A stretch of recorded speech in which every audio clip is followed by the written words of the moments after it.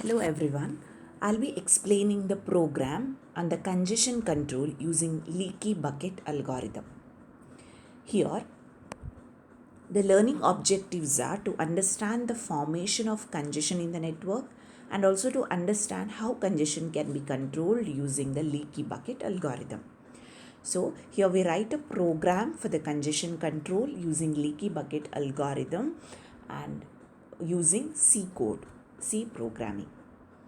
So, here the main concept of the leaky bucket algorithm is that the output data remains constant despite the variant input traffic. That is, no matter the rate at which the data enters into the network, the output will be made to flow at a constant rate. So, output data is made to flow at a constant rate. Here, the example is considered by considering a bucket and to which a small hole is made. Imagine a bucket for which a small hole is made at the bottom, and by using a tap, that bucket is made to be filled. In case the bucket contains water, then the output flow follows a constant rate from that hole which is made at the bottom. If the bucket is full, then if additional water is made to fill that bucket, then that water will be lost because of spillover. And if the bucket is empty, the output will be zero.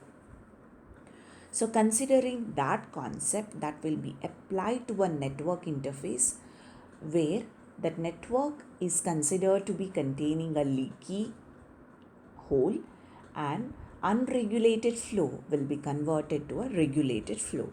From the network perspective, the leaky bucket consists of a finite queue. The queue is said to be a bucket here where the incoming packets are stored. In case there is a space in the queue, the packets will be stored. In case if there is no space in that queue, those packets will be discarded. Something like bucket is full, that means queue is full. And in order to regulate the output flow, the leaky bucket transmits one packet from the queue in a fixed time at every clock tick.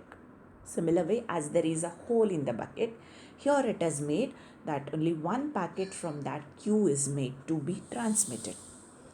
We can notice the main rationale of leaky bucket algorithm for both the two approaches, that is a leaky bucket with water and a leaky bucket with packets. You can see here. So imagine a bucket with a small hole. As the tap is made to turn on, the water will be filled into the bucket.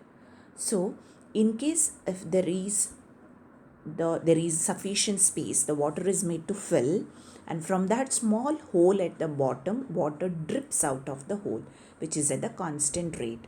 So the bursty flow or the variable rate from that tap water, which during the filling is converted into a constant rate from that small hole. And if in case if the bucket is full, the water spills out, and if the bucket is empty, the output will be zero. Consider the same in case of a network. So as the packets arrived at a node, that is from the host computer, there will be an unregulated flow.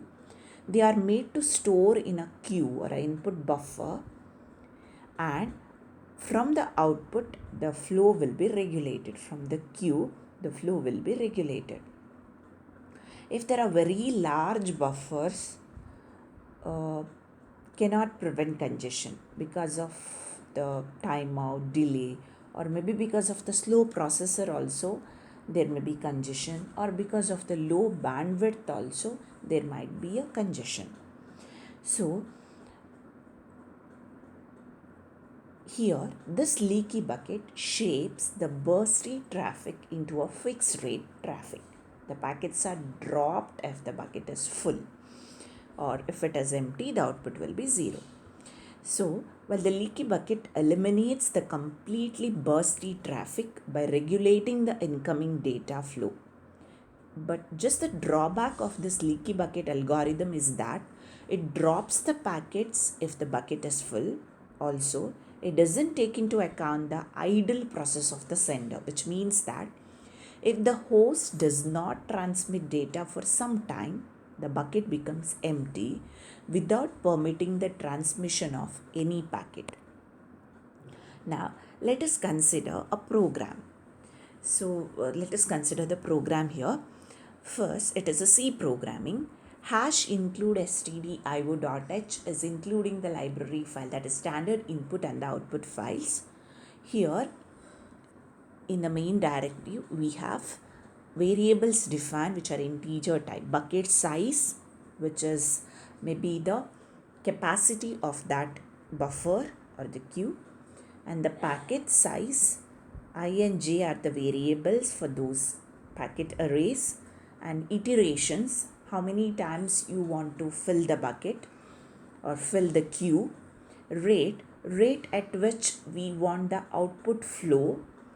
Line are the different sources from which the packets enter that bucket.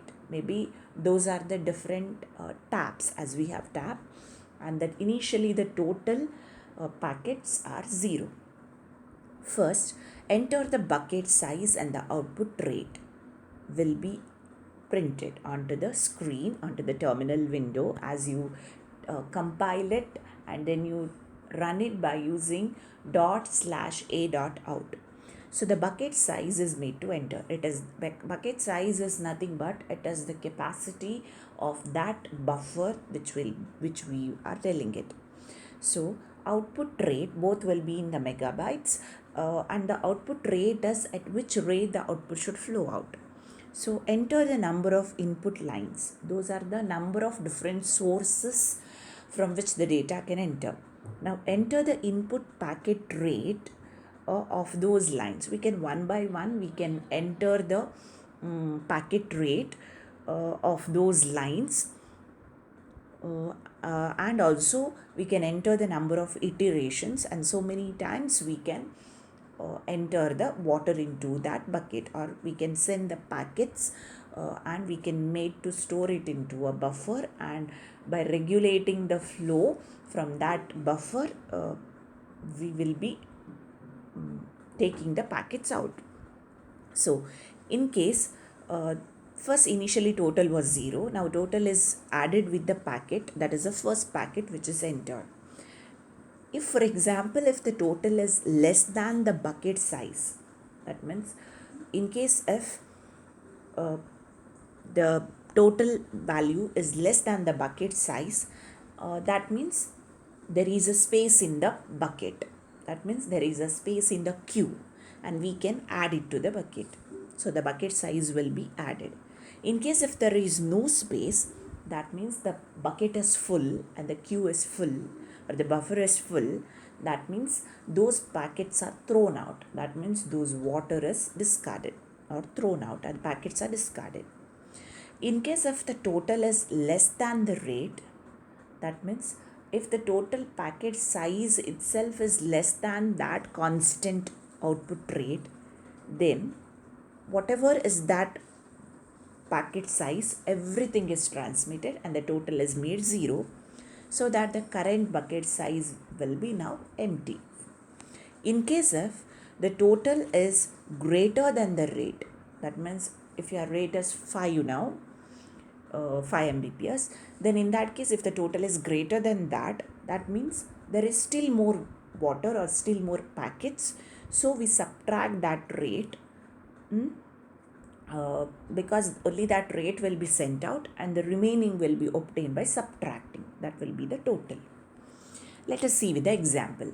Here the example is given where the bucket size is entered as 30 megabytes and the output rate is 10. Now bucket size is 30. We can have 30 megabytes of packets in the buffer, or it is like in a bucket, and it has to flow with the output rate which is at 10 megabytes. That means only 10, constant rate will be now 10. Number of input lines are here 3. That means from 3 different sources we can input the input packets. So the packet rate is now 5, 20 and 15. Number of iterations are 2. First iteration is input from that particular line 1. There are now 3 lines, 5, 20 and 50. So input from line 1 with the rate 5 is added to the bucket. That means to the bucket now of rate input with the rate 5 is added. So the bucket size which was total, which was now 0, is made to be 5, which is nothing but total is equal to total plus packet. Now we check if that total, whatever we have added, if it is, it takes the input from the second now with the rate 20 is added now once again. Now when the 20 is added, 20 plus 5, that is 25. Now input from line 3 at the rate 15 is thrown out of the bucket. If it is thrown out of the bucket, because in case we check for the total. So initially total was 5. Initially the total will be 0, which will be initialized. Then the total will be the packet size from the first source, which is 5. So the total is now 5. If that 5 is less than the bucket size, which is 30, then it is added. That means there is a capacity in the bucket, that 5 gets added. Next, the packet from the second source is 20. So that 20 is also added. So 25. The packet is 30. Still there is a space for the 5 to get added. But what happens now? Now third source is now here whatever we are giving the input is 15. In case if 15 is added, what happens? Water spills out. So here we consider that 15 itself is discarded, and as a result a bucket size will be 5 plus 20, that is 25 itself. Now the packet sent to the output will be, it is mentioned that the constant rate is given as 10. We ourselves have given here the output rate is 10. So the 10 will be flown out of that hole.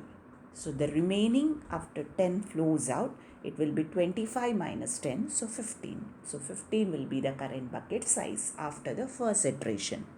So initially it was 0, 5 is added, 5 packets from one source, 20 is added from the second.